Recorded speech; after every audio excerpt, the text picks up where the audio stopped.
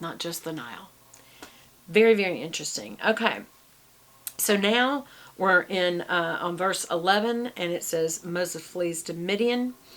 What is it about Midianites?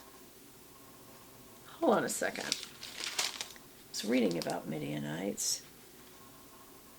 Oh, yeah, this is really cool. Midianites were descendants of Midian, a son who was born by Keturah. Remember that name? Remember I told you to read the names even if I don't? I hope you read them. I think I read this one out loud. That Keturah was Abraham's wife that he took after the death of Sarah. And that was in Genesis 25, 1 through 6. And we can look back over the tree of Abraham sometime, but I just think that's really cool that that's who we're dealing with here. And the Midianites were a nomadic people. Nomadic means they're traveling. They don't have a land. And they lived in the Sinai Peninsula area east of the Gulf of Aqaba. A-Q-A. Aqaba. B-A. Anyway, that's who the Midianites are. Why does it matter? We'll keep going here. One day, after Moses had grown up, he went out there to his own people and saw, now keep in mind, where is he now? He's in Egypt, okay? So he's in Egypt, the son of a Pharaoh, adopted son of the Pharaoh's daughter. And so he's growing up and he's looking out over the land and he sees where his own people were in hard labor. He's not liking it. And then he saw an Egyptian beating a Hebrew, one of his own people. So that makes it very clear to you, well, did she tell him that he was Hebrew? Does he know he's Hebrew, or does he think he's a Pharaoh, that he's an Egyptian? And technically, because she adopted him, he's considered Egyptian, but he's still a Jew or Hebrew person, or Israelite. And so, but it says one of his own people. So he knew that it was an Egyptian who was beating one of his own people.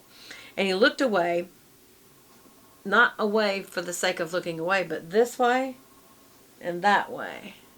Why? Because he's fixing to kill him. He killed the Egyptian and he hid him in the sand.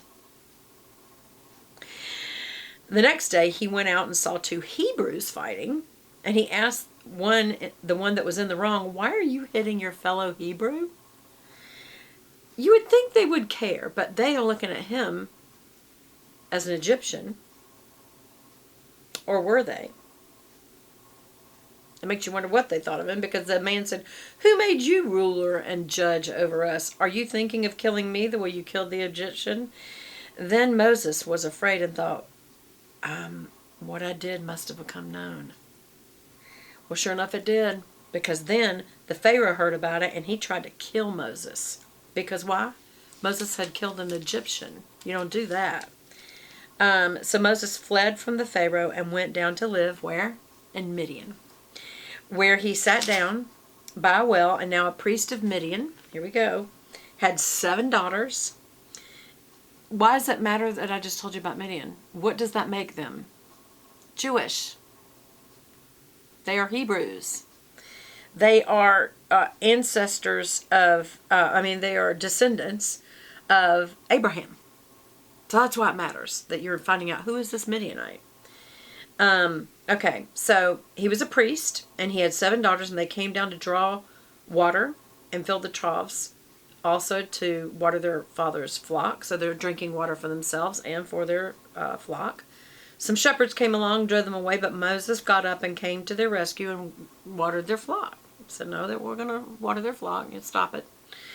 And the girls returned to Reuel, their father, and he asked them, why have you returned so early? And they said, an Egyptian rescued us from the shepherds, even got water for us, and also water for our flock. And he said, well, where is he? Why did you leave him? Invite him to have something to eat. That was incredible kindness and financial rescue. I mean, the flocks would die if they don't get enough water every day. So Moses agreed to stay with the man who gave his daughter Zipporah. Keep these names in mind. We're going to talk about her too.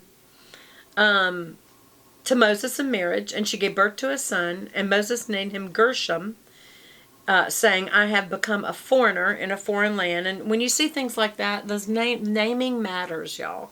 And this footnote even says Gershom has the consonants G, R, S, H, and E. I'm sorry, M, in the verb form that means drove them away.